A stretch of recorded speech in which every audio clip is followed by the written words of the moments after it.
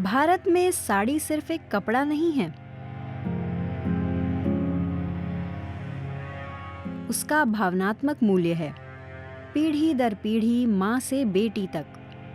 विरासत की साड़ियों से भरा माँ का वार्डरोब खोलते ही मेघना नायक के जहन में लता सीता का ख्याल कौंध उठा। मेरी नानी की साड़ियों के अलावा माँ के वार्डरोब में उपहार में मिली, खरीद कर रखी, बहुत कम पहनी साड़ियाँ भी थीं। उनका पूरा जीवन वहाँ पड़ा था। मैंने महसूस किया कि अगर माँ के पास ये सब है, तो भारत भर की सैकड़ों, हजारों महिलाओं के पास भी ऐसा खजाना होगा।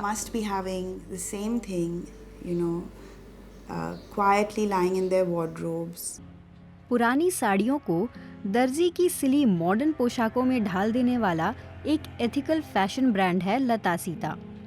फैशन इंडस्ट्री में शोषण की संस्कृति के खिलाफ एक पहल।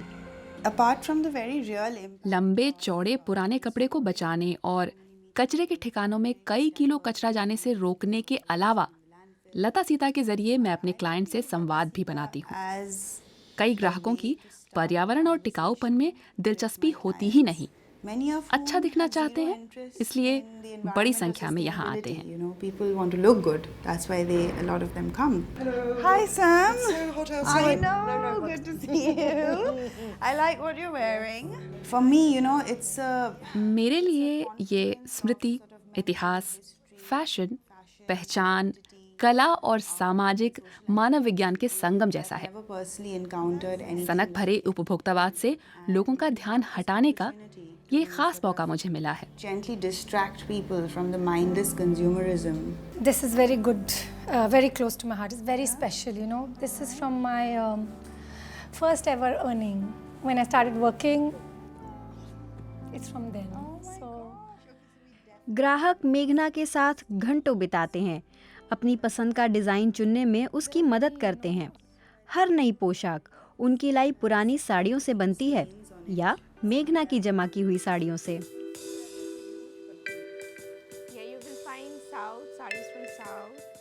लता सीता का कच्चा माल है एक पुरानी धोती जो कोलकाता में किसी भी कोने में मिल सकती है।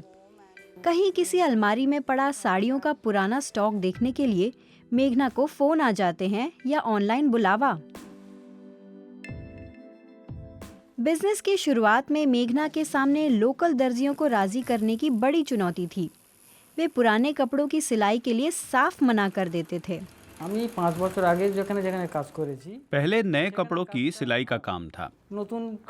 जब यहाँ आया तो पता चला कि सिर्फ पुराने कपड़े सिलने हैं। फटे पुराने, घिसे पिटे, दाग भरे कपड़े। शुरू में मुझे ये सब नहीं जचा। 2 साल काम करने के बाद अब मजा आने लगा है।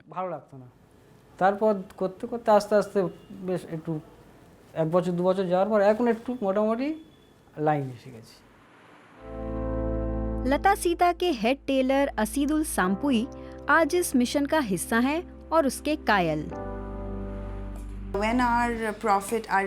लाभ का मतलब सिर्फ पैसा कमाना हो, तब गैर वाजिब तरीके अपनाए जाते हैं।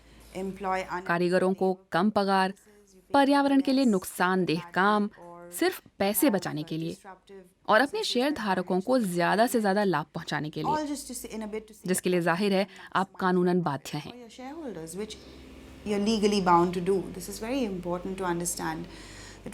लेकिन जब हम वास्तविक लाभ की बात करते हैं तो उसमें मानवीय, सामाजिक और पर्यावरणीय मूल्य भी शामिल होते हैं। उसका एक बड़ा हासिल है सच्चे टिकाऊ विकास के लिए व्यापार जगत में व्यवस्थागत बदलावों की सख्त जरूरत है।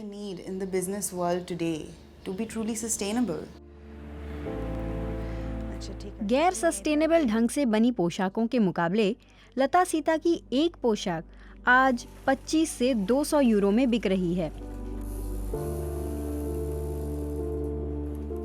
ये पहल दिखाती है कि वैकल्पिक टिकाऊ फैशन कपोल कल्पना नहीं है।